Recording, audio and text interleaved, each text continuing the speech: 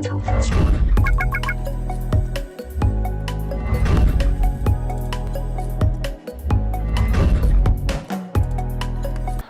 मी Sandeep Kale. Success password या साम सकाळ सरकारनामाच्या विशेष कार्यक्रमात आपल्या सगळ्यांचं मनापासून स्वागत करतो. मी दर शनिवारी एका अशा मान्यवर व्यक्तींना आपल्यासाठी घेऊन येत असतो ज्यांचा वेगळा इतिहास आहे, ज्यांनी वेगळं काम केलं, ज्यांनी वेगळी चळवळ उभी केली आहे आणि त्या व्यक्तीची महाराष्ट्राला ओळख व्हावी, देशाला ओळख व्हावी हा उद्देश या सक्सेस पासवर्ड या शोच्या माध्यमातून असतो. आणि मला खूप आनंद वाटतो की आपण खूप छान प्रतिसाद या शोला दिला. प्रत्येक शनिवारी त्या मान्यवराला भरभरून प्रतिसाद देऊन आपण मलाही फोनवरनं अनेक जण या शोला घेऊन बोलत असतात. सर्वांचे मनापासून आभार. मी आज मराठवाडा मित्रमंडळाच्या कॅम्पसमध्ये आहे. म्हणजे अनेकांना आठवत असेल 1969-70चा काळ खूप वाईट परिस्थिती होती. एज्युकेशनसाठी खूप अडचणी जायच्या, शिक्षणासाठी, राहण्यासाठी. आणि मोठ्या शहरात यायचं, काहीतरी वेगळं करायचं असं असेल तर कोणाच्या यायचं, कोण मदत करणार हा प्रश्न होता. आणि त्यातून मग मराठवाडा मित्रमंडळ ही संकल्पना पुढे आली.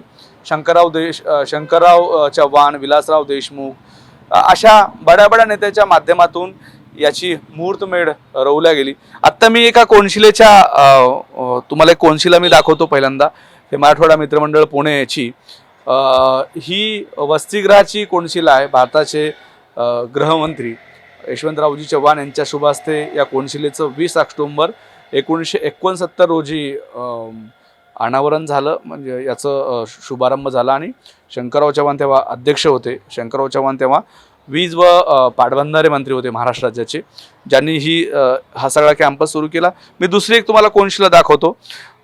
ही आहे विद्यार्थी वसतिगृहाच्या उद्घाटनाची, ज्याचं उद्घाटन यशवंतराव चव्हाण यांच्या हस्ते झालं आणि शंकरराव पण त्यावेळेस उपस्थित होते. तारीख त्याची आहे, नितीन व्यवस्थितपणे दाखवा. हा एक ऐतिहासिक दस्तऐवज आहे 6 ऑक्टोबर 1970ला. आणि मी आज या कॅम्पसमध्ये आहे. खरं तर या कॅम्पसनी लाखो विद्यार्थी घडवलेले आहेत. ही कॅम्पस नाही आहे, ही एक महाराष्ट्रातील चळवळ आहे. अशा पिचलेल्या गरीब सर्वसामान्य विद्यार्थ्यांना शिक्षणाच्या प्रवाहात आणणे, किंबहुना त्यांना जवळजवळ मोफत शिक्षण देणे आणि त्या माध्यमातून त्यांच्या सर्वांगीण विकासासाठी एक चळवळ उभी करणे, हा सगळा विषय या इंटरव्ह्यूच्या मागे आहे. खरं तर खूप हात या चळवळीसाठी, या मराठवाडा मित्रमंडळ या उपक्रमासाठी लागलेले आहेत आणि त्यातून अनेक विद्यार्थी पुढे आलेले आहेत. अनेक ग्रामीण भागातल्या मुली पुढे आलेल्या आहेत. त्या अनेकांपैकी जे 2-3 लोक आहेत त्यामध्ये भाऊसाहेब जाधव सर यांचं पण नाव प्रथम क्रमांकाने आपल्याला घ्यावं लागेल. त्याचं कारण असं आहे की त्यांची जी जडणघडण झालेली आहे ग्रामीण भागामधनं आणि मग ते पुण्याला आले आणि इथल्या संस्थेसाठी त्यांनी स्वतःला वाहून घेतलं. एक चळवळचं नेतृत्व करणारे खंबे सरदार म्हणून जाधव सरांकडे बघितलं जाते. खूप अभिमान वाटतो अशा माणसांविषयी की ज्यांनी महाराष्ट्रामध्ये आपलं वेगळेपण अशा संस्थांच्या माध्यमातून प्रस्थापित केलेलं आहे, जे अजूनही कोणाला माहीत नाही अशी परिस्थिती आहे. लो प्रोफाईलची सगळी माणसं आहेत. आज मी जाधव सरांना भेटायला या कॅम्पसमध्ये आलो आणि तुम्हाला सक्सेस पासवर्डच्या माध्यमातून त्यांची ओळख करून देणार आहे. सर, आपलं या चर्चासत्रामध्ये मनापासून स्वागत आहे. खूप आपला विषय ऐकून होतो, या मराठवाडा मित्रमंडळाच्या चळवळीविषयी मी ऐकून होतो. मला ते ही चळवळ, सगळा हा इतिहास मला पाहायचा आहे. पण मी सुरुवात करतो तुमच्या गावापासून. कसं तुमच्या गावाचं वातावरण होतं, काय त्यावेळेस परिस्थिती होती आणि जेव्हा त्या सगळ्या परिस्थितीकडे तुम्ही पाहता तेव्हा तुम्हाला आज कसं वाटतं? मी मराठवाड्यातल्या लातूर जिल्ह्यातलं सेलूजवळ गाव म्हणून एक छोटंसं गाव आहे. त्या गावामध्ये माझा जन्म झाला आणि त्या गावामध्ये किंवा एकूणच मराठवाड्यामध्ये शिक्षणाचं प्रमाण फार कमी होतं. गावामध्ये शाळा नव्हत्या. तर आमच्या गावापासून 5 मैलावर रेणापूर या ठिकाणी शाळा होती. तर त्या ठिकाणी आम्ही दररोज 5 मैल जाणं आणि 5 मैल येणं असं हे शाळा आम्ही पूर्ण केली. आणि मग 10वीपर्यंत दररोज जाऊन येऊन केल्यानंतर पुढे काही जवळपास शिक्षणाच्या सोयी नव्हत्या. पण मग पुढे आम्ही Dayanand college of commerce Latur या ठिकाणी गेलो. शिक्षणाच्या संदर्भात म्हणाल तर शिक्षणाचं प्रमाणही फारसं नव्हतं किंवा आर्थिक परिस्थिती बेताची होती. आईवडील शेतकरी वारकरी असल्यामुळं फार शिकायला पाहिजे, पुढे जायला पाहिजे असं काही नव्हतं. परंतु आर्थिक परिस्थिती बेताची असल्यामुळे कुठेतरी एक शिक्षक व्हावं, कुठेतरी काहीतरी कामाला लागावं, एक आर्थिक भार होईल एवढाच सीमित उद्देश होता. त्यामुळं पुढं ही सगळी परिस्थिती विचारात घेऊन आम्ही पुढे जे आहे ते जीवनक्रम आम्ही तसा सुरू ठेवलेला आहे. मला तुमच्या त्या गावातल्या या गावातल्या वातावरणाविषयी खरं तर पहिल्यांदा बोलायचे की कशा पद्धतीनं गावातलं वातावरण होतं, म्हणजे शिक्षणासाठी किती परवड व्हायची किंवा किती वेगवेगळ्या अडचणींना सामोरं जायचं. गावातलं वातावरण असं होतं की शिक्षणाला फारसं महत्त्व नव्हतं. म्हणजे शिक्षण का शिकायचं, तर गावामध्ये एखादी समजा चिठ्ठी आली, काही लग्नाचं काही पत्रिका आली, तर ती वाचता यावी कुणाला तरी, किंवा गावामध्ये काही घटना घडली आणि त्याची माहिती घ्यायची असेल तर कुणाला तरी लिहिता वाचता येतं का, एवढा एक सीमित हेतू होता. किंवा दुसरं म्हणजे दुसऱ्या गावी जायचं असेल तर त्याही ठिकाणी जाता येता कुठेतरी थोडासा शिक्षणाचा उपयोग कशा पद्धतीने होईल. आणि गावाच्या लांब जाणं किंवा असं काही नव्हतं.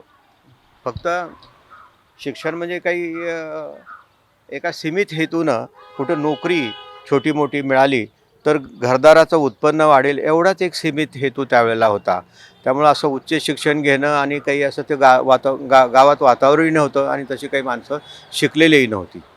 मला तुमच्या वडिलांच्या शिस्तीकडे यायचे, तुमच्या आईच्या प्रेमाकडे यायचे, या ना आपण. तर वडिलांची घरची शिकवण कशी होती, कसे वडील तुमच्यावर संस्कार टाकायचे, आणि त्यावेळेस नेमकं काय वाटायचं की वडील म्हणतात ते खरं आहे, आपण तसं ऐकायला पाहिजे, करायला पाहिजे. आई वडील दोघंही शेतकरी होते आणि विशेष म्हणजे दोघंही वारकरी होते. वारकरी संप्रदायाचं असल्यामुळे आई वडिलांचे संस्कार किंवा भावांचे संस्कार असे होते की आपण प्रामाणिकपणे काम करावं, आयुष्यामध्ये सचोटीनं वागावं, आणि वारकरी संप्रदायाचे असल्यामुळे अध्यात्माचे प्रत्यक्ष अप्रत्यक्ष जे आहे ते संस्कार होत असत. त्यामुळं परमेश्वर ठरवेल त्या पद्धतीनं आपली जीवनक्रम होत असतो. फक्त श्रद्धा ठेवावी आणि आयुष्यात पुढे जावं असं त्यांची कल्पना असे. आणि आणखीन एक वैशिष्ट्य म्हणजे सहज ते एक नीतिमूल्याचे धडे द्यायचे की अभ्यास करावा, प्रामाणिकपणे पुढे जावं, कधी गावामध्ये खोटं बोलू नये, चोरी करू नये, असे सहजतेनं जे आहे ते शिकवण असायची. त्याला वेगळं काही करावं लागणार नाही. पण त्या गावातली जडणघडणच अशी होती, साधेभोळे लोक होते आणि एकमेकाकडं पाहण्याचा दृष्टिकोन वेगळा होता, विधायक होता, कुणी कुणाचं वाईट करत नसे आणि सहजतेनं जीवन जगत असल्यामुळे वेगळ्यासाठी काही असं काही करावं लागलं असं वाटत नाही. त्यामुळे या चांगल्या वातावरणामध्ये, निकोप वातावरणामध्ये आयुष्य पुढे नेण्याची संधी त्या ठिकाणी मिळाली. मराठवाडा मित्रमंडळाचं सगळं काम महाराष्ट्राला माहीत आहे, सगळ्या मराठवाड्याला माहीत आहे. कशी सुरुवात झाली या मराठवाडा मित्रमंडळाची, आणि एकूण त्याचं कामाचं स्वरूप सुरुवातीच्या काळात कसं होतं? मराठवाडा मित्रमंडळाची सुरुवात 1967मध्ये झाली. कारण त्यावेळेला जे पाटबंधारी मंत्री होते शंकरराव चव्हाण साहेब, त्यांना मराठवाडा मित्रमंडळाच्या संदर्भामध्ये पुणे येथे स्थायिक झालेल्या लोकांनी अशी कल्पना दिली की मराठवाड्यातले अनेक मुलं मुली जी आहे ते शिक्षणासाठी पुण्यामध्ये येतात, पण आल्यानंतर इथे राहण्याचा प्रश्न निर्माण होतो. त्यामुळे वेगवेगळ्या महाविद्यालयामध्ये हुशार विद्यार्थ्यांना प्रवेश मिळतो, गरीब विद्यार्थ्यांना प्रवेश मिळतो, पण केवळ राहायची सोय नसल्यामुळे अडचणी निर्माण होतात किंवा शिक्षण सोडून परत जावं लागतो, अशी परिस्थिती त्यावेळेला होती. आणि म्हणून मग अनेक लोकांनी त्यांना विनंती केली की पुण्यामध्ये स्थायिक झालेल्या लोकांनी, विशेषतः त्यावेळेला स मा गर्गे, अण्णासाहेब मुंगळे, त्यानंतर शिवाजीराव गणगे, हे सर्व मंडळी आणि अशा अनेक दिग्गज मंडळी त्यावेळेला पुण्यामध्ये स्थायिक झालेली होती, की माधवराव सूर्यवंशी होते, डॉक्टर बिराजदार होते. या सगळ्या लोकांनी एकत्र येऊन चव्हाणसाहेबांनी एक विनंती केली, आपण या ठिकाणी एक वसतिगृह स्थापन करावं. आणि मग चव्हाणसाहेबांनी सुद्धा या ठिकाणी पाटबंधारे खात्याची जी जागा होती ती त्यांच्या प्रयत्नाने मिळाली आणि वसतिगृहाचं काम जे आहे ते 69ला सुरुवात झालं. त्यावेळेला भारताचे गृहमंत्री असलेले यशवंतरावजी चव्हाण साहेब त्यांच्या हस्ते या कोनशिला समारंभ झाला आणि 2 वर्षांनी नंतर जे आहे ते 1970ला एक पहिला मजला बांधला गेला. अशा पद्धतीने सुरुवात झाली. पण हे वसतिगृह सुरू झालं त्यावेळेला अनेक विद्यार्थी विद्यार्थिनीची खूप सोय झाली. त्याचं कारण असं की जे इथं येऊ शकले आणि शिकू शकले त्याच्यातून अनेक जण जे आहे ते मोठमोठ्या पदावर वेगवेगळ्या पदावर ते गेलेले आहेत. हे अनेक लोकांचं आता म्हणणं असं आहे की हे वसतिगृह नसतं तर आम्ही आयुष्यात शिकू शकलो नसतो किंवा पुढं गेलो नसतो. तर साधारण 70पासूनचा हा कालावधी आपण जर विचार घेतला तर मराठवाड्याच्या दृष्टिकोनातून खूप मोठ्या प्रमाणावर हे काम घडलेलं आहे. ओके. सर मला 2-3 विषय आपल्याशी या ना आपण 2-3 विषय आपल्याशी महत्त्वाचे बोलायचे आहेत. एक तर या संस्थेशी मला अप्रोच व्हायचं. या संस्थेला मी एक विद्यार्थी आहे जो ग्रामीण भागातला आहे. मला शिक्षणासाठी माझ्याकडे पैसे नाही आहेत अशी अवस्था आहे. तर मग या संस्थेशी विद्यार्थ्यांनी अप्रोच कसं व्हायचं? या या संस्थेची अप्रोच होणं फार सोपं काम आहे. कारण ज्याला पुण्यामध्ये एखाद्या महाविद्यालयामध्ये किंवा आपल्या संस्थेच्या महाविद्यालयात म्हणजे प्रवेश जर मिळाला आणि त्याला वसतिगृहात प्रवेश घ्यायचा असेल तर वसतिगृहातला प्रवेश हा फक्त आणि फक्त मेरिटवर दिला जातो. आणि दुसरा एक क्रायटेरिया असा आहे की तो गरीब होतकरू आणि ग्रामीण भागातला आणि मराठवाड्यातला पाहिजे, हे वसतिगृहापुरतं. आणि ह्या जर क्रायटेरिया त्यांनी फुलफिल केल्या तर मग मला वाटतं त्याला आर्थिक किंवा कुठले प्रश्न जे आहेत ते संस्था निर्माण होऊ देत नाही. समजा एखादा विद्यार्थी आहे आणि तो मेरिटचा आहे पण त्याच्याकडे फीसाठी पैसे नाहीत किंवा वसतिगृहाची किंवा अन्य कुठल्या संदर्भात काही अडीअडचणी आहेत, ती संस्था पुढे येऊन अनेक मुलांच्या फी माफ करणं, वसतिगृहात फुकट ठेवणं किंवा त्याच्या भोजनाची सगळी व्यवस्था करणं, अशा अनेक गोष्टी अनेक विद्यार्थ्यांच्यासाठी केलेल्या आहेत. संस्थेनं की बजेटमध्ये साधारणपणे अशी तरतूद केलेली आहे की दरवर्षी साधारण 50-1 लाख रुपयापर्यंतची फी जी आहे ती संस्था अशा विद्यार्थ्यांसाठी रक्कम बाजूला ठेवते. म्हणजे ही 50 लाख रुपयाची रक्कम कमी नाही आहे. म्हणजे कोणीही शिक्षणापासून वंचित राहू नये हा संस्थेचा उदात्त हेतू त्या पाठीमागं आहे. आणि यामुळे या संस्थेच्या या धोरणामुळे अनेक गरीब विद्यार्थी विद्यार्थिनी वेगवेगळ्या क्षेत्रामध्ये शिक्षण पूर्ण करून पुढे गेले. म्हणजे शिक्षण पैसे नाहीत म्हणून शिक्षण नाही हा प्रकार या संस्थेच्या बाबत कधी घडला नाही. आणि मी असं म्हणेन की या संस्थेचं जे ब्रीदवाक्य आहे की येथे बहुतांचे हित, हे बहुतांचे हित लक्षात घेऊन हे हित जोपासण्यासाठी किंवा हे ध्येय पूर्ण करण्यासाठी संस्थेने प्रयत्न केलेला आहे आणि अजूनही प्रामाणिकपणे ही संस्था पूर्ण करत आहे. सर मी तुम्हाला सगळ्यांना परत एकदा सांगतो की आपण हा सक्सेस पासवर्ड का करतोय? कारण एखादी संस्था, एखादा माणूस जेव्हा खूप मोठा होतो तेव्हा त्यामागे खूप परिश्रम असतात, खूप कष्ट असतात.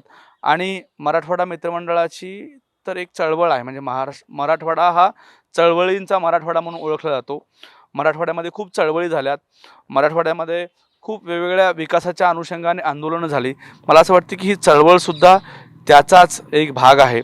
आणि जाधव सरांनी जे काही उभं केलं आहे, त्यांच्या सगळ्या कोर टीमने जे उभं केलं आहे त्याचा एक इतिहास झाला आहे. त्या इतिहासाच्या माध्यमातून जाधव सरांनी स्वतःचं आयुष्य आणि या चळवळीच्या माध्यमातून एक सक्सेस पासवर्ड तुम्हाला सगळ्या देण्याच्या अनुषंगाने हा इंटरव्ह्यू आज या ठिकाणी आहे. सर मी त्या सगळ्या विषयाकडं परत येतो की मागास असलेला मराठवाडा आणि त्या मराठवाड्याच्या माध्यमातून आलेली अनेक समोर मुलं, जेव्हा तुम्ही त्या श्रीमंतीकडे पाहता तेव्हा तुम्हाला कसं वाटते की या संस्थेने खूप सगळं काही उभं केलं आहे, त्याचा सुद्धा एक इतिहास आहे, त्याच्याविषयी काय सांगाल? खरोखर या ठिकाणी मला समाधान वाटतं की या संस्थेने 1967 पासून आजपर्यंत जे काम केलेलं आहे खूप भरीव काम झालेलं आहे. अर्थात अजून काही अनेक बाबी करायच्या आहेत. आता एक उदाहरण सांगायचं असेल तर इथं मुलींच्या वसतिगृहाची सोय नव्हती. पण संस्थेने अलीकडे जे आहे ते विद्यार्थी सहाय्यक समिती जी पुण्यामध्ये खूप मोठं नाव आहे, महाराष्ट्रामधली नामांकित संस्था आहे, तर त्यांच्याकडे जागा असताना त्यांनी एक मुलींचं वसतिगृह बांधायला काढलेलं होतं. तर संस्थेने त्यांनी परवा 2.5 कोटी रुपये द्यायचं कबूल केलून साधारण 100 मुलींच्या वसतिगृहाची सोय त्या ठिकाणी निर्माण केलेली आहे. म्हणजे मराठवाड्यातल्या गरीब हुशार होतकरू विद्यार्थी जर पुण्यामध्ये आल्या तर विद्यार्थी सहाय्यक समितीच्या वसतिगृहामध्ये ठेवण्याची सोयसुद्धा आम्ही निर्माण केलेली आहे. या मुलींच्या राहण्याचा, जेवणाचा सगळा खर्च जो आहे तो संस्था करायला तयार आहे. परंतु आर्थिक कारणामुळे म्हणा किंवा दुसऱ्या वेगवेगळ्या काही अडीअडचणीमुळे मुली पुण्यात येऊ शकल्या नाहीत किंवा येऊन शिकू शकल्या नाहीत. हे आता पुढं होणार नाही. आम्ही या व्यतिरिक्त स्वतंत्र असं वसतिगृह बांधणारच आहोत. पण ही एक नवीन सोय आम्ही केलेली आहे.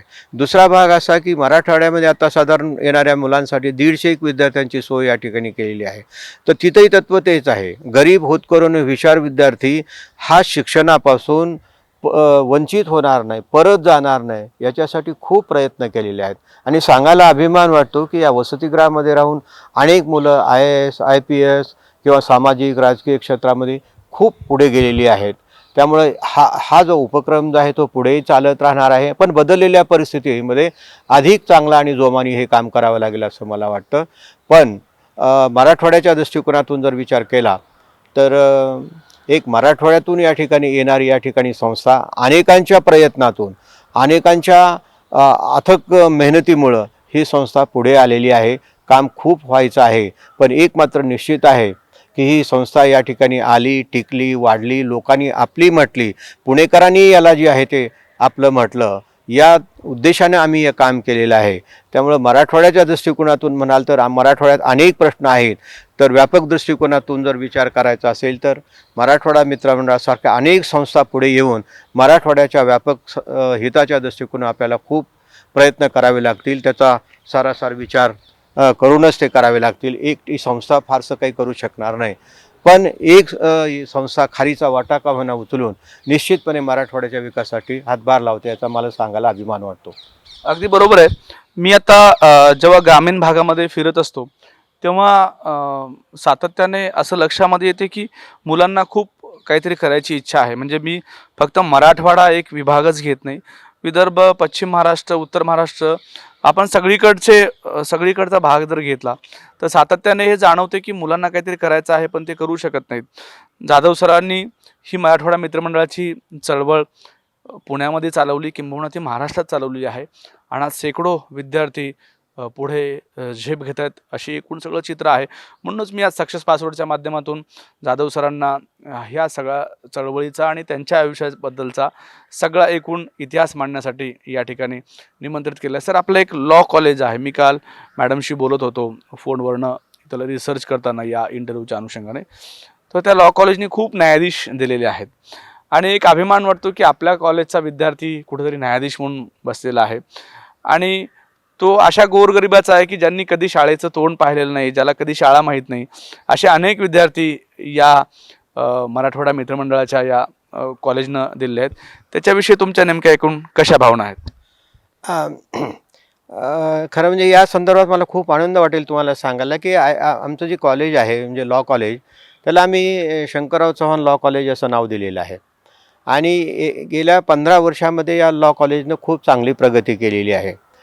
तर नागकडून या म्हणजे या कॉलेजला A ग्रेड दिलेली आहे. आणखीन याचं वैशिष्ट्य असं आहे की आत्तापर्यंत साधारण 25च्या जवळपास न्यायाधीश या संस्थेतून म्हणजे या लॉ कॉलेजमधून LLM नंतर ती परीक्षा होऊन न्यायालयीन क्षेत्रामध्ये काम करत आहेत. याचं महत्त्व काय आहे की न्यायाधीश झाले पण महत्त्वाचं नाही आहे, तर ज्या परिस्थितीतून हे न्यायाधीश झालेले आहे ती बाब फार महत्त्वाची आहे. कारण हे येणारे विद्यार्थी आर्थिक स्तर कमी असलेले गरिबांचे, शेतकऱ्यांचे, कष्टकऱ्यांची मुलं आहेत. त्यांना जर या ठिकाणी लॉला प्रवेश दिला नसता किंवा त्यांची फी माफ केली नसती किंवा वसतिगृहामध्ये त्यांना जर प्रवेश दिला नसता, वसतिगृहाची फी माफ केली नसती, म्हणजे शिक्षणाच्या सुविधा जर निर्माण करून दिल्या नसत्या, तर मला वाटतं हे विद्यार्थी इथपर्यंत जाऊ शकले नसते. म्हणून हे न्यायाधीश होणं संस्थेच्या दृष्टिकोनातून खूप महत्त्वाचं एवढ्यासाठी आहे की त्यांना संस्थेने ही संधी निर्माण करून दिली आणि त्या विद्यार्थ्यांनी सुद्धा या संधीचं सोनं केलं. ही जशी लॉ कॉलेजच्या बाबत आहे तसंच आर्किटेक्चरच्या बाबतसुद्धा आर्किटेक्चरसुद्धा संस्थेचं जे तर खूप चांगलं कॉलेज आहे आणि अनेक विद्यार्थी देशापरदेशामध्ये नाव काढत आहेत. त्यानंतर कॉमर्स कॉलेज आपण उदाहरण घेऊया. कॉमर्स कॉलेजच्या संदर्भामध्ये अनेक गोरगरिबांची मुलं CA झाली, CS झाली, MBA झाली. जर हे कॉमर्स कॉलेज नसतं, त्यांना हे प्रवेश मिळाले नसते, त्यांना ह्या सुविधा मिळाल्या नसता, तर हे घडू शकलं नसतं. इवन आमच्याकडे 2 इंजिनिअरिंग कॉलेजेस आहेत. या 2 इंजिनिअरिंग कॉलेजसुद्धा गोरगरिबांची अनेक मुलं कॉम्प्युटर इंजिनियर झाली, IT इंजिनियर झाली आणि आज अमेरिका म्हणा किंवा इंग्लंड अशा वेगवेगळ्या देशात गेली. ही मुलं गरिबांची आहेत, हे विशेष आहे या ठिकाणी. आणि केवळ त्यांना फी नाही म्हणून असं नाही, तर त्यांची वेळोवेळी फी माफ केलेली आहे, सुविधा दिलेल्या आहेत आणि अनेक क्षेत्रात विद्यार्थी गेलेले आहेत. जसं आणखीन आमचं फार्मसी कॉलेज आहे. तर ह्या वेगवेगळ्या कॉलेजेसच्या माध्यमातून ह्याचं ध्येय एकच आहे की फी नाही म्हणून शिक्षण नाही असं न होता अनेक प्रकारच्या सुविधा देऊन या मुलांना अंधारातून उजेडात आणलेलं आहे, स्वतःच्या पायावर उभं केलेलं आहे आणि हे सर्व संस्थेच्या माध्यमातून घडलेले आहे. फार कमी ठिकाणी हे दिसायला, संस्था मोठ्या होतात पण विद्यार्थी थोडासा बाजूला राहतो. तर इथे तसं नाही आहे. संस्था मोठी काय आहे तर विद्यार्थी मोठे झाले.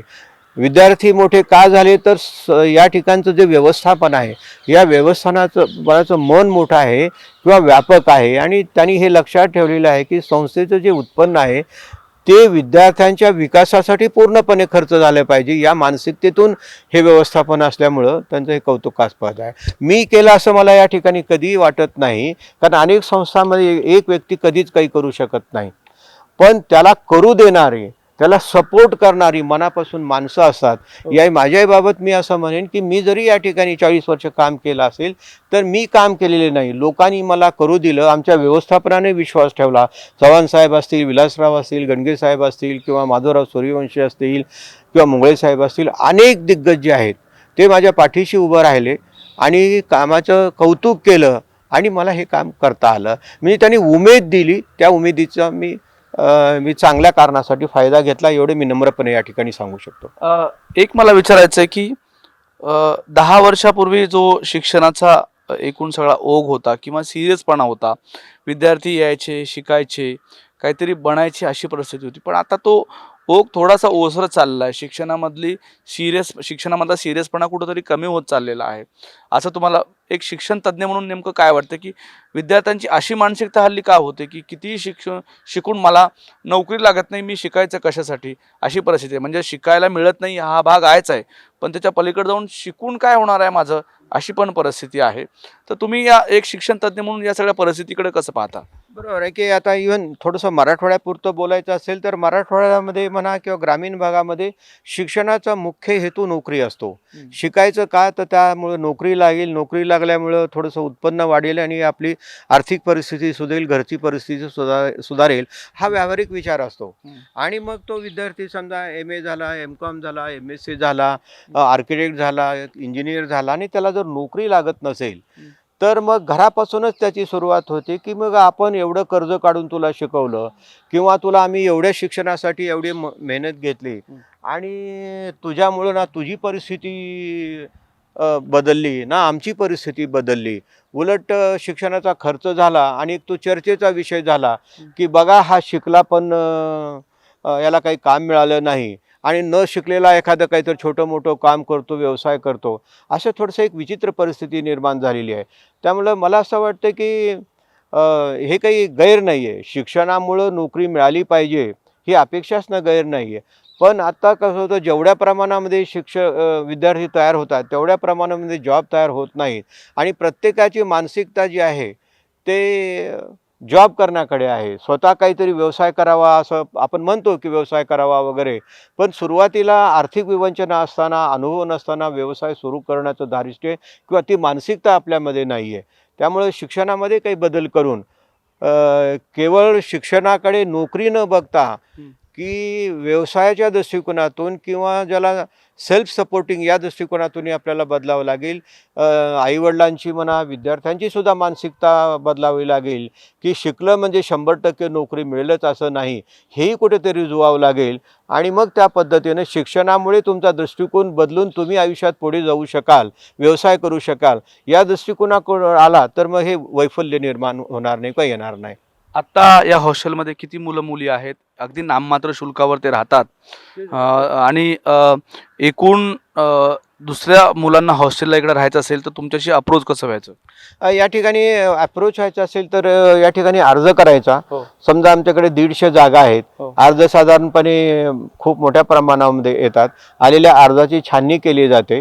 त्यांचे इंटरव्ह्यू होतात आणि छाननी आणि इंटरव्ह्यू घेत असताना त्याचं क्रायटेरिया एकच आहे की त्याचं आत्तापर्यंत शिक्षणामधलं करिअर कसं आहे, त्याची गुणवत्ता कशी आहे आणि गुणवत्ता आणि त्याची आर्थिक परिस्थिती ह्या 2 निकषावर जे आहे ती विद्यार्थ्यांची निवड केली जाते. बाकी दुसरंही कुठलंही काही नाही आहे. त्याच्याकडे आर्थिक परिस्थिती बेताची असली तरी संस्था ते बेर करते आणि अनेक विद्यार्थ्यांना या ठिकाणी फी न घेता सुद्धा वसतिगृहामध्ये प्रवेश दिला जातो. पण त्याची आर्थिक गुणवत्तेपेक्षा त्याची शैक्षणिक गुणवत्ता चांगली सकस असणं गरजेचं आहे. एवढ्या एका कारणामुळं किंवा एका ह्याच्यामुळं आम्ही प्रवेश देतो. बाकी कुठल्याही अट या ठिकाणी नाही आहे. खरं तर आपला हा कार्यक्रम जो आहे तो सक्सेस पासवर्ड आहे, जो कोणातरी एका व्यक्तीच्या भोवती फिरतो. मला आज व्यक्ती आणि संस्था असं मी दोन्ही घेतोय. मला आत्ता सर तुमच्याविषयी वैयक्तिक माहिती हवी आहे की तुमचं एज्युकेशन, तुमची फॅमिली, मुली, घरी कसा एकूण परिवार आहे आणि ती माहिती देत असताना त्यांना तुम्ही उभं केलेल्या या कामाविषयी काय वाटतं? माझी पत्नी सौ रंजना ही ज्यावेळेला लग्न झालं त्यावेळेला 12वी झालेली होती किंवा फर्स्ट इयर BAचं काहीतरी वर्ष असेल. पण ते कौतुकास्पद आहे की लग्न झाल्यानंतर असं कोणी शिक्षण पुढे घेत नाही, परंतु ती पुढे प्रयत्न करून BA झाली, MA झाली, B.Ed झाली, B.Lib झाली, M.Lib झाली आणि PhD केलेलं आहे. तर हे वैशिष्ट्य कौतुकास्पद आहे. म्हणजे शिक्षणाची संधी मिळाली, त्या संधीचं सोनं केलं. पुढे याच महाविद्यालयामध्ये तिने वाणिज्य महाविद्यालयात लायब्ररियन म्हणून काम केलं. पुढे आर्किटेक्चरमध्ये लायब्ररियन म्हणून काम केलं आणि लॉ कॉलेजमध्ये लायब्ररियन म्हणून काम केलं. ह्या लायब्ररी सेटअप केल्या सगळं आणि हे सर्व सुरुवातीला नाममात्र मानधनावर हे काम केलं. त्यामुळं खूप कौतुक आहे या गोष्टीचं. मला 3 कन्या आहेत. पहिली कन्या आसावरी डॉक्टर आहे, इथेच पुण्यामध्ये प्रॅक्टिस करते. दुसरी कन्या MS स्कूल एज्युकेशनमध्ये एज्युकेशन सायकोलॉजिस्ट आहे. तिला US गव्हर्मेंटची स्कॉलरशिप मिळालेली होती आणि त्यामुळं मग तिकडे तिनं युनिव्हर्सिटी ऑफ डेटनमधून MS केलेलं आहे आणि ती आता काउन्सिलर म्हणून काम करते. आणि तिसरी मुलगी जी दुसऱ्या मुलीचं नाव धनश्री ज्यांना सांगितलं, ते तिसरी जी आहे ते शरयू, ती LLM झाली. LLM झाल्यानंतर तिलाही युनिव्हर्सिटी ऑफ पेन्सिल्व्हेनियामध्ये स्कॉलरशिप मिळाली आणि तिकडनं तिनं LLM केलं आणि आता इथं एका बेंगलोरला कॉर्पोरेट फील्डमध्ये खूप मोठ्या पदावर काम करते आहे. तर मुली खूप उच्च शिक्षित आहेत, त्यापेक्षा संस्कारित आहेत आणि अभिमान वाटावा असं त्यांचे वागणूक आहे. जावाईही आपापल्या क्षेत्रामध्ये खूप दिग्गज आहेत, IT क्षेत्रामध्ये काम करतात आणि त्यांची फॅमिली खूप संस्कारित आणि वेल टू डी क्षेत्रातल्या आहेत. त्यामुळे माणसं चांगली आहेत, त्याचा आनंद वाटतो. आजकाल अशी माणसं मिळणं, अशा मुली मिळणं फार. या मराठवाडा मित्रमंडळामध्ये जेव्हा तुम्ही सगळं काम करत असताना असे काही अनेक किस्से घडले असतील की ज्या किस्स्याच्या माध्यमातून तुम्हाला आजही ते किस्से आठवत असतील की तो काहीच करू शकत नव्हता मुलगा किंवा ती मुलगी काहीच करू शकत नव्हती, परिस्थितीत नव्हती, पण तुम्ही त्यांना आधार दिला आणि ती मोठी झाली. असे काही आम्हाला किस्से तुमच्याकडनं ऐकायला मिळतील का? जरूर. आता एक किस्सा असा सांगतो की एक मुलगी B.Com झाली आणि B.Com झाल्यानंतर त्या मुलीला कोड होतं. म्हणजे सुरुवातीला तिच्या डोक्यात असा एक विचार घोळत होता की आत्महत्या करायची, कारण घरचे म्हणतात की तुझं लग्न कसं होणार आणि तुझं काय, तू पुढं काय उपयोग नाही असं तसं. पण ती मला कसं तरी समहाऊ कॉन्टॅक्ट झाला आणि मी तिला सांगितलं की तू शिक्षण घे पुढे. तर ती मुलगी पुढे MCM झाली, म्हणजे आमच्या माध्यमातून MCM झालून नोकरीला लागली आणि तो विचार तिनं सोडून दिला. तर हे एक फार वेगळेपण वाटतो की आपल्या माध्यमातून एक जीव आपण वेगळ्या मार्गाला लावू शकलो. हा एक भाग झाला. दुसरा भाग जो आहे, एक विद्यार्थी आपल्या वसतिगृहामध्ये होता आणि घरची परिस्थिती अत्यंत बेताची होती. तर आम्ही त्याला त्या विद्यार्थ्याला वसतिगृह फुकट दिलं, लॉला फुकट प्रवेश दिला. शेवटपर्यंत ते सगळे प्रयत्न करून तो झाला आणि आता तो न्यायाधीश म्हणून काम करतो आहे. आणि तो प्रत्येक वेळेला येऊन एकच म्हणतो की बाबा तुम्ही हे नसता, म्हणजे हे जर महाविद्यालय नसतं तर मी काही आयुष्यामध्ये उभं राहिलो नसतो, मी काही न्यायाधीश झाला नसतो. किंवा एक मुलगा असा आहे की ज्याला 11वी कॉमर्सला आम्ही प्रवेश दिला आणि शेवटपर्यंत फुकट प्रवेश दिलेला आहे त्याला, आणि तो मुलगा CA झाला. एका गरीब शेतकऱ्याचा मुलगा CA होणं आमच्या दृष्टिकोनातून फार महत्त्वाचं, आणि तेही परिस्थिती नसताना हे प्रसंग फार कमी घडतात.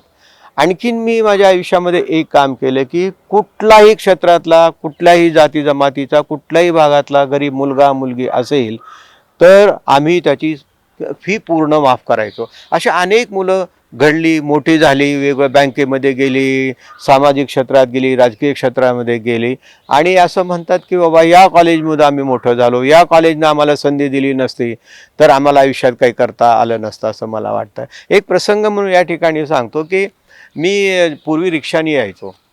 तर एकदा रिक्षाने येत असताना एका रिक्षात बसल्यानंतर तो रिक्षावाला म्हणाला की, मी असं म्हणालो की मराठवाडा मित्रमंडळात जायचं आहे. बसल्यानंतर तो म्हणाला की हो, मराठवाडा मित्रमंडळात चाला, मला जाधव सरांना बघायचं आहे. तर मी म्हणलं अरे बा, काय जाधव सरांना काय बघायचं आहे तुला? नाही हो, आमच्या झोपडपट्टीमधल्या अनेक मुलींना फुकट शिक्षण दिलेलं आहे आणि आमच्या अनेक मुली बँकेत इकडं तिकडं काम करत आहे म्हणून त्यांना बघायचं आहे असं म्हणलं. मी इथं आल्यानंतर उतरल्यानंतर ये तुला जाधव सर दाखवतो म्हणलं. आत नेलं, त्याला चहा पाजला, नमस्कार केला, मी जाधव सर आहे म्हणला. तर मी आधी काय सांगितलं नाही, तर त्याला आधी सांगितलं असतं तर त्याने पैसे घेतले नसते. आणि एक मला एक आत्मीय आनंद झाला. आणि मला हे करत असताना एक काय की माझी परिस्थिती जी प्रतिकूल होती, तर ती प्रतिकूल परिस्थिती मी लक्षात ठेवून की सत्ता म्हणा किंवा काही गोष्टी डोक्यात न जाऊ देता त्या गोष्टीची आठवण ठेवली आणि समाजासाठी जे करता आलं तेवढं प्रामाणिकपणे केलं. आणि ह्या वाटचाली मला संस्थेच्या सर्व पदाधिकाऱ्यांनी, सर्व संबंधितांनी, प्राध्यापकांनी साथ दिली. एक मनुष्य आयुष्यात काही करू शकत नाही.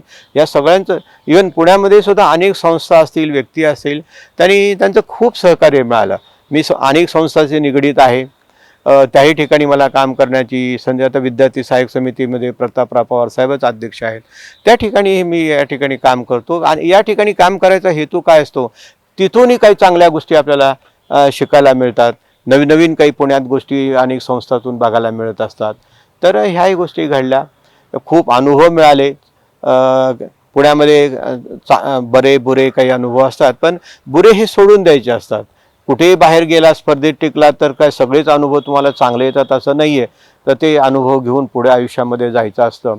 शेवटी आनंद म्हणजे आयुष्याकडे बघताना मी एकच म्हणतो की एका शेतकऱ्याचा, गरीब कुटुंबातला, माळकरी घराण्यातला एक मुलगा ज्याचं ध्येय फक्त 10वी होणं होतं, प्राथमिक शिक्षक होणं होतं, तो पुण्यात येतो काय, त्याला ही संधी मिळते काय, आणि प्राचार्य काय होतो, किंवा प्राचार्य महासंघाचा अध्यक्ष होतो, विद्यापीठाच्या वेगवेगळ्या बॉडीजवर त्याला काम करण्याची संधी मिळते. ज्याला महाविद्यालयात जाता येईल का नाही शंका होती, त्याला एक एवढी मोठी 15-20 महाविद्यालय उभं करता येतात. ती चालवून ती लोक चांगले म्हणतील इथपर्यंत करता येतात. एक अभिमान वाटतो, आनंद वाटतो या ठिकाणी. हे परमेश्वराने आपल्या हातून घडवून घेतलं आणि मराठवाडा मित्रमंडळाच्या माध्यमातून हे घडलं, विशेष आहे मला वाटतं. मला अजून दोन प्रश्न विचारायचे. एक प्रश्न विचारतो आत्ता आणि मग मी समारोपाकडे जातो. मला एक प्रश्न विचारायचा आहे की या संस्थेची अजून एक खासियत आहे, ती म्हणजे ही संस्था मदत कोणाची घेत नाही, अशी एक असं मी रिसर्च करताना अनुभवलेलं आहे. नेमकं ते काय आहे, म्हणजे मदत सुरुवातीच्या काळामध्ये तर मदत झालेली नसेल, मग सगळं उभं कसं करायचं, पैसे तर लोकांकडनं घ्यावं लागलं असेल, शासनाचं नाममात्र अनुदान मिळायचे अशी सगळी परिस्थिती होती. मग मदत न घेता हे सगळं चालवायचं कसं? नाही, शासनाचं आता काही महाविद्यालय जे आहेत ते अनुदानित आहेत, म्हणजे कॉमर्स कॉलेज वगैरे, ज्युनियर कॉलेज, सिनियर कॉलेज किंवा शाळा जी आहे ते अनुदानित आहे. त्यानंतर शासनानं वेळोवेळी काही जमिनी पण नाममात्र दराने दिलेल्या आहेत. चव्हाण साहेब असतील किंवा विलासरावजी असतील किंवा काही काळ निलंगेकर साहेब होते त्या संस्थेवर, तर ते शासनाच्या माध्यमातून निश्चितपणे मदत झालेली आहे. पण पुढे याचा एक असं झालं की एक कॉलेज उभं राहत गेलं आणि त्या कॉलेजमधून जे काही थोडं बहुत सरप्लस निर्माण होईल त्याच्यातून दुसरं कॉलेज, तिसरं कॉलेज असं उभं राहत गेलं.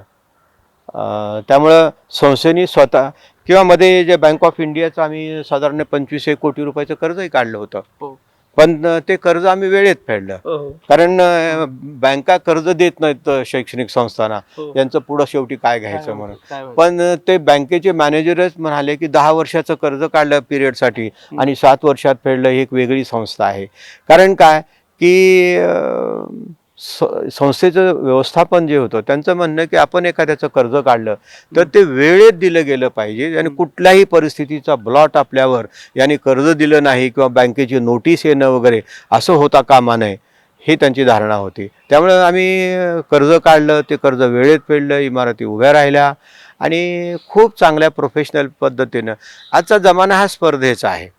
तुम्हाला या स्पर्धेत टिकून राहायचं असेल तर खूप चांगल्या पद्धतीनं शिक्षण दिलं पाहिजे, शिक्षक चांगले नेमले पाहिजेत, इमारती चांगल्या पाहिजेत, वेल इक्विप्ड इमारत किंवा लॅबोरेटरीज पाहिजे आणि त्या पद्धतीनं आपण हा प्रयत्न केलेला आहे. रिसेंटली आम्ही इंजिनिअरिंग कॉलेजमध्ये CIII सेंटर उभं केलेलं आहे. त्याला टाटानी जवळजवळ 18 कोटी रुपये दिलेले आहेत आणि आम्ही त्याच्यामध्ये 3-4 कोटी घालून सायन्स अँड टेक्नॉलॉजी पार्कच्या माध्यमातून, टाटा टेक्नॉलॉजीच्या माध्यमातून हा प्रकल्प उभा राहिलेला आहे.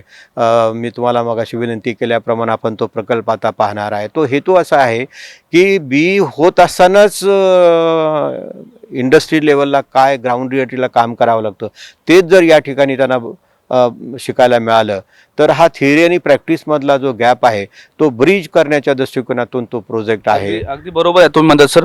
आता मी जरा समारोपाकडे तुमच्याकडे येतो. मला तुम्ही सांगा की ज्यावेळेस तुम्ही ह्या सगळ्या, आता तुमचं 73 आहे 75 आपण साजरी करणार आहोत 2 वर्षानंतर, अशी परिस्थिती आहे.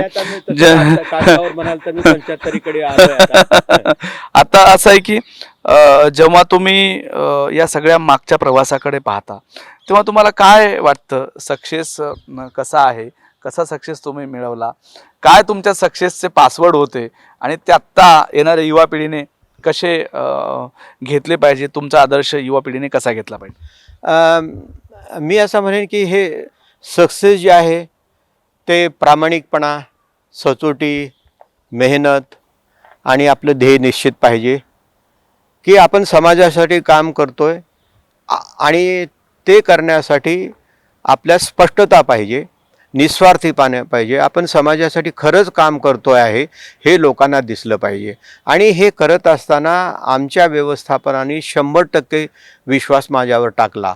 फार कमी महाविद्यालयामध्ये, फार कमी संस्थेमध्ये हा प्रकार दिसून येतो. अनेक संस्थांमध्ये मतभेदाची कारणं वेगळी असतात, तो मोठा मी मोठा असतो, सत्तेची काही गणितं असतात.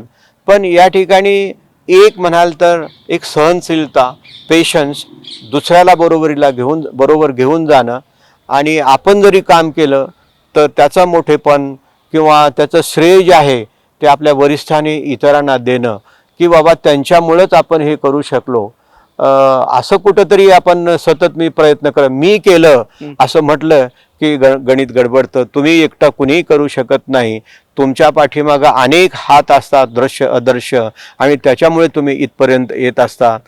म्हणून मी असं सांगेन की तुम्ही प्रयत्न करत राहा. तुमचे हेतू स्पष्ट असले तर समाज तुम्हाला निश्चितपणे मदत करतो. आणि युवकांना मी हे सांगेन की तुम्ही कष्ट करा, ध्येय निश्चित करा आणि तुमच्या आयडियाज म्हणा किंवा गोल्स जर निश्चित असतील, प्रामाणिक असतील तर तुम्ही आयुष्यामध्ये सक्सेसफुल निश्चितपणे व्हाल असं मला वाटतं. सर, आपले मनापासून आभार, तुम्ही आम्हाला आज वेळ दिला. Thank you so much. कारण तुमचा इतिहास आणि या संस्थेचा इतिहास आणि त्यांचे सक्सेस पासवर्ड या निमित्ताने तरुणाईला नक्कीच अनुभवता येईल असं मला वाटतं. आपण आज या सक्सेस पासवर्ड कार्यक्रमामध्ये जाधव सरांशी बोललो. आज 2 गोष्टी एका कार्यक्रमामध्ये तुमच्यापर्यंत मला आणता आल्या. एक, मराठवाडा मित्रमंडळाच्या माध्यमातून इथं पुण्यामध्ये जे काही काम उभं राहिलंय ते काम एक चळवळ आहे, एक इतिहास आहे. आत्ता सर बोलताना सांगत होते की 150 मुलं मुली दरवर्षी इथं हॉस्टेलला राहतात, नाममात्र शुल्कावर तर नाही तर ठेवण्यात येते. बाजूला बघितलं तर तुम्हाला असं वाटतं की आपण इथं राहू शकत नाही पुण्यामध्ये, अशी परिस्थिती आहे. पण एक चळवळ, ध्येयातून निर्माण झालेली चळवळ, आणि त्या चळवळीला जाधव सरांसारखे अनेक चेहरे लाभलेले होते आणि ती चळवळ आज खूप मोठी झालेली आहे. हा सक्सेस पासवर्ड तुम्हाला नक्कीच वेगळा वाटेल. जाधव सरांच्या माध्यमातून, मराठवाडा मित्रमंडळाच्या माध्यमातून जे काम पुण्यात उभं राहिलेलं आहे ते काम आपण या सक्सेस पासवर्डच्या माध्यमातून घेतलं आहे. मी आज इथं थांबतो. पुन्हा दुसऱ्या शनिवारी एका मान्यवर व्यक्तीसोबत आपली भेट सक्सेस पासवर्ड या कार्यक्रमामध्ये घालून देणार आहे. माझा सहकारी नितीन खरातनी ही छान मुलाखत आपल्यापर्यंत पोहोचवलेली आहे, त्याचेही आभार मानतो. आणि आज इथं थांबतो पुण्यामध्ये. उद्या म्हणजे येत्या शनिवारी अशाच एका नामवंत व्यक्तीसोबत आपली भेट होणारच आहे. तोपर्यंत थांबतो. नमस्कार. थँक्यू.